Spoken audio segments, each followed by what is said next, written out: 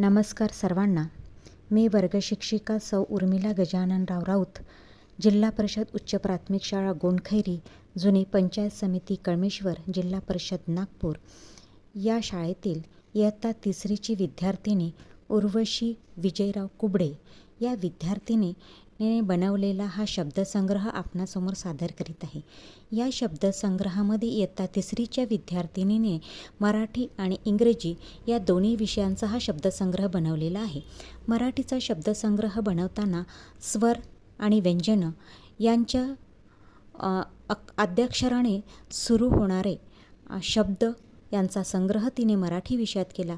त्याचप्रमाणे बेट A to Z यावर आधारित तिने इंग्रजी विषयाचा शब्दसंग्रह बनवलेला आहे. शब्दसंग्रहातील प्रत्येक शब्द आणि शब्द तिने छान स्वतः शोधून काढलेले आहेत आणि स्वतः तिने त्याचं लेखन केलेलं आहे. इयत्ता तिसरीच्या विद्यार्थिनीने केलेला हा उपक्रम खूप छान आहे आणि इतर विद्यार्थ्यांना प्रेरणादायी असा आहे. यातून या विद्यार्थिनीची क्रिटिकल थिंकिंग दिसून येते आणि तिला खूप खूप शुभेच्छा.